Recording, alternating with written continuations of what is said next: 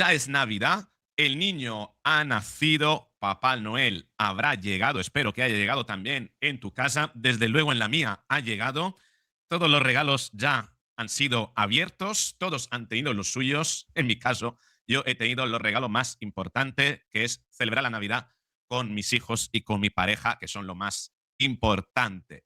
Bien, podría verlo y me hubiese gustado también que estuvieran mis padres, pero este año no ha sido posible.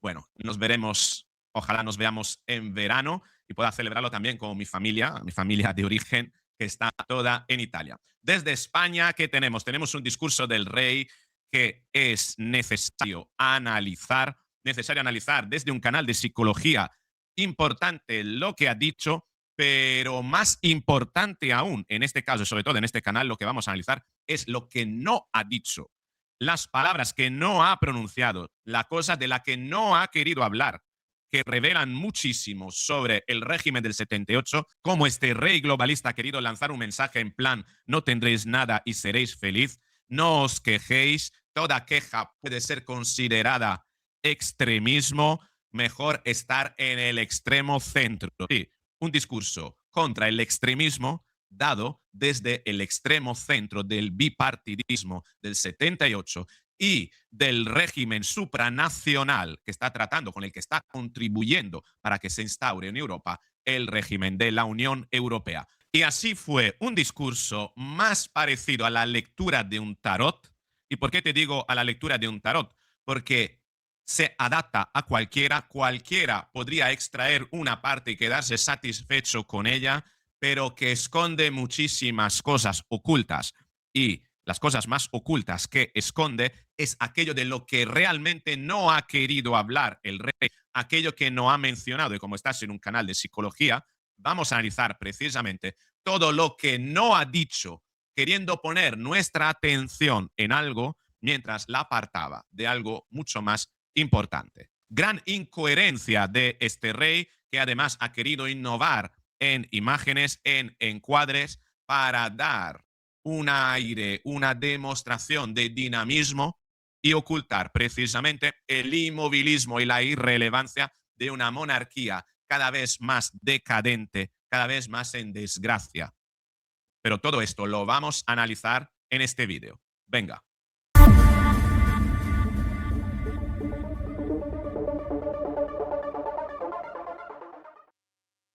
Así es, y así fue el discurso que no te voy a volver a poner. Tampoco quiero que este vídeo sea más largo de su propio discurso, pero quiero poner tu atención en algunas cosas. Hago primero un resumen.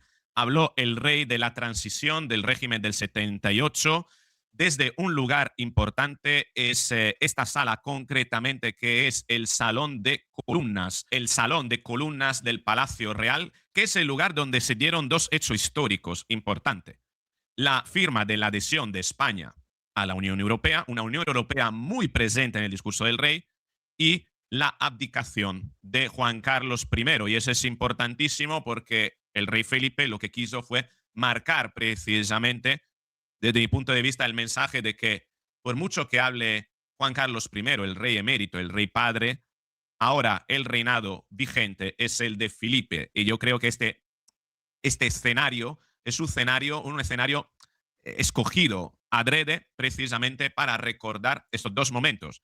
El rey Juan Carlos I abdicó, estamos ante otro reinado y aquí se firmó la adhesión de Europa y España forma parte de Europa. Y a partir de aquí, el discurso ha sido un discurso quizás menos Agenda 2030 que el del año pasado, menos globalista, pero siempre defendiendo los principios básicos de un rey que es prácticamente súbdito de los valores, de los principios, de los intereses, mejor dicho, de la agenda globalista, de la Agenda 2030.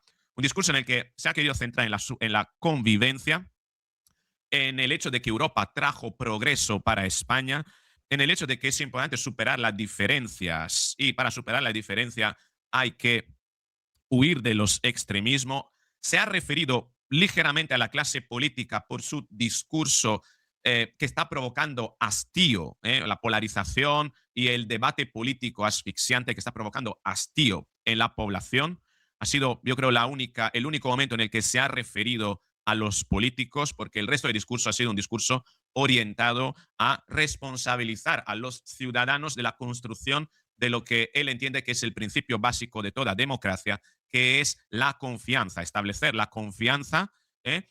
Para el cuidado de la convivencia, una convivencia que es frágil y que se puede romper en cualquier momento y que por ello debemos preguntarnos nosotros, ojo, nosotros los ciudadanos, qué podemos hacer, qué podemos aportar cada uno para que esa confianza social, que es el fundamento de la convivencia, que es el fundamento de estar en Europa, que es el fundamento de la democracia y supuestamente de la libertad, para que esa convivencia, confianza, no se quiebre.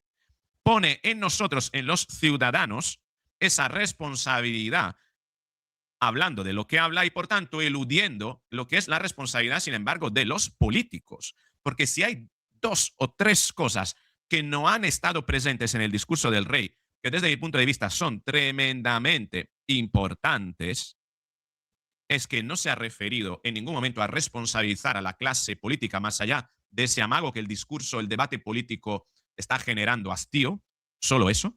No ha nombrado la palabra justicia, no ha nombrado la palabra separación de separación de poderes, y sí que en un determinado momento ha dicho que tenemos que estar vigilantes para tener en todo momento claro cuándo se superan las líneas rojas y no permitir que se superen las líneas rojas.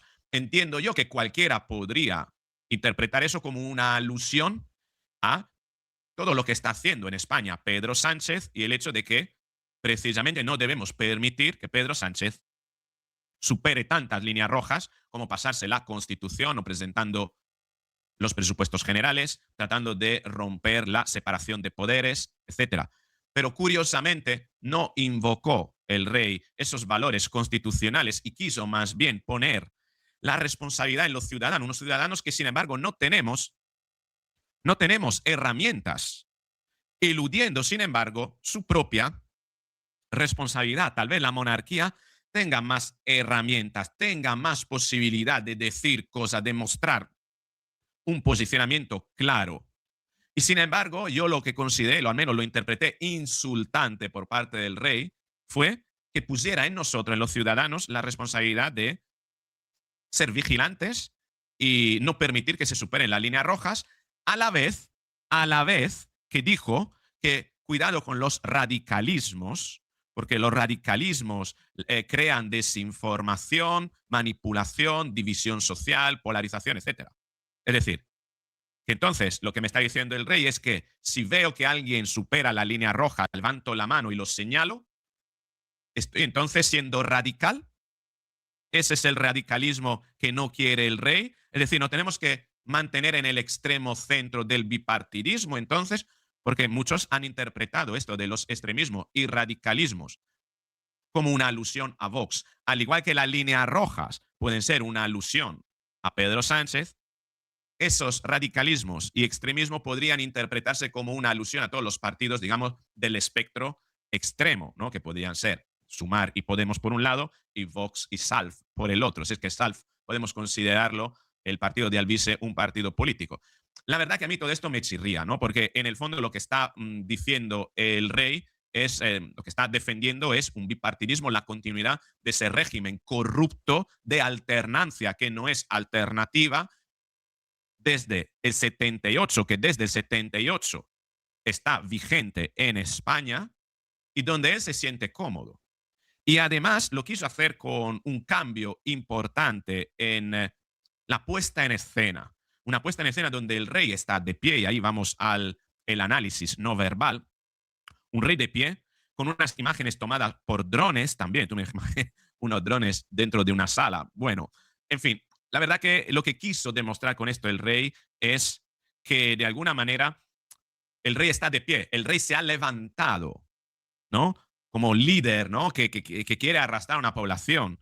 El rey se ha levantado, el rey se ha puesto de pie, el rey está en movimiento, cuando sin embargo, todo esto es una fachada a través de la imagen, del lenguaje no verbal para tapar lo que es la realidad, que lo que tenemos es una corona, una casa real totalmente bloqueada, totalmente inmóvil, que no está haciendo nada, no está tomando partes, a lo mejor es así, que no debería tomar partes, pero no me venga con unas imágenes, con un lenguaje visual, transmitiendo que estás como haciendo algo cuando la Casa Real y este rey, el rey Felipe, se ha arrinconado y básicamente él mismo, tan es así que, fíjate, ¿no? Ese lenguaje visual de un rey en una sala diáfana, vacía y dejado solo. Un rey en solitario. No hay ni siquiera una foto de la familia real que yo haya podido encontrar. A lo mejor la hay en algún lugar, si la han puesto en algún lugar, es en un lugar donde prácticamente la atención no cae. Un rey solo que pero quiere dar a ver que está de pie, que está en movimiento, para tapar lo que realmente no está haciendo. Un rey que es más bien muy paradito, ¿eh? Muy pasivo ante todo lo que está ocurriendo en España y que quiere tapar esa pasividad con una imagen quizás más moderna, más dinámica, pero que no atiende a la realidad de los hechos. Otro elemento del lenguaje visual de esta puesta en escena son la bandera de España y de la Unión Europea, una Unión Europea que el rey ha nombrado unas 3, 4 veces, si no recuerdo mal, al menos 3 veces la he escuchado, mostrando prácticamente que su soberanía no existe, su soberanía más bien es una subditancia a la Unión Europea. Es el rey súbdito de la Unión Europea. También ha querido hablar de la transición, ¿no? Y de los regímenes totalitarios, diciendo que España ya ha estado allí, entiendo yo, allí en una dictadura, ¿no? Y los resultados son funestos y entonces, para protegerse de una dictadura, lo que tiene que hacer básicamente entregarse a Europa, es decir, entregarse a la dictadura del Cuarto Reich europeo. Totalmente desenfocado ese discurso. Yo creo que la soberanía del rey se va a demostrar en la medida en la que contribuye a que España sea soberana dentro de la Unión Europea, en lugar de disolverse como un azucarillo dentro de la estructura supranacional que nos quiere gobernar. También ha hecho una referencia a los más vulnerables, sin identificar quiénes son esos más vulnerables, pero que queda muy bonito, que era muy manido. Ha hablado también de lo importante que lleguemos a acuerdos a través de la renuncia. Y yo creo que esta parte es la parte quizás más infame de su discurso. Acuerdos y renuncia y no correr a costa de la caída del otro. ¿Cómo? Cuando tenemos un presidente del gobierno que precisamente ha demostrado que pretende hacer caer a todo el mundo para permanecer él de pie. Y sobre todo, ¿qué significa estos acuerdos que implican renuncia? Es decir, que tenemos que renunciar a la soberanía de España para buscar acuerdos de amplio entendimiento en Europa, porque después de esa referencia ha vuelto a hablar de Europa, que nuestros caminos no son mejores ni peores que los caminos de nuestros padres. Una referencia clara a eximir sus responsabilidades y eludir o callar todas aquellas críticas que dicen que este rey se ha encontrado una España ya formada y no está haciendo nada para justificar su reinado, contrariamente a su padre, que sin embargo fue el protagonista de la transición y se enfrentó a un golpe de Estado. Importantísimo esto porque creo que ese discurso, ¿no? Que lo que nosotros estamos viviendo no es diferente de lo que han vivido nuestros padres, es una forma de poner en valor algo que él, sin embargo, todavía no se ha ganado, y es el mérito por su propio reinado, con respecto, sin embargo, a la comparación histórica de su padre, Juan Carlos I. Una parte realmente fea porque yo creo que tiene una alusión clara a su padre, a una comparación en la que él sale a perder y de la que no quiere mostrar a los españoles, o mejor dicho, quiere hacer creer a los españoles que las cosas no son así. Y un cierre con 3 palabras que han sido servicio, compromiso y deber. Servicio, compromiso y deber. Todo aquello de lo que carece. Dime de lo que presumes y te diré de lo que careces. Terrible esta parte también. Un discurso que, los discursos del rey cada vez me gustan menos, sí, pero tengo que decir que ha sido ligeramente, dentro de lo malo, el discurso del año pasado fue peor, eso sí, lo tengo que decir, pero quiero hablarte también de aquella cosa que no ha mencionado. No ha mencionado el tema de la justicia. Podría haber centrado su discurso en lo importante que es la justicia, lo importante que es la separación de poderes en una democracia, lo importante que es la lucha contra la corrupción. no ha nombrado la corrupción, se ha querido centrar en la convivencia, pero claro, tiene esas líneas rojas que no debemos permitir, pero ¿qué son esas líneas rojas? ¿Por qué no lo dices claro? ¿Por qué no hablas de la corrupción? ¿Por qué no hablas de la corrupción de la clase política? ¿Por qué pones en los españoles la responsabilidad que no tienen? Un discurso, en el fondo, muy generalista, un discurso más parecido a la lectura de un tarot, porque la lectura del tarot tiene esa característica que cualquiera que lo escucha puede interpretarlo a su manera. A día de hoy, seguramente la gente de la izquierda estará sacándole una conclusión, la gente de la derecha otras, y cada uno en contra del otro seguramente. Un discurso que se presta a interpretaciones al uso porque ha sido tan genérico y tan difuso que se ha quedado una vez más en la irrelevancia. Pero me gustaría saber qué es lo que opinas tú. Ahora viene a ti la pregunta. ¿Viste todos estos elementos de lo que yo te he hablado en este vídeo? Si no, ¿te ha gustado el discurso? ¿Has echado en falta algo? ¿Qué has echado en falta eventualmente?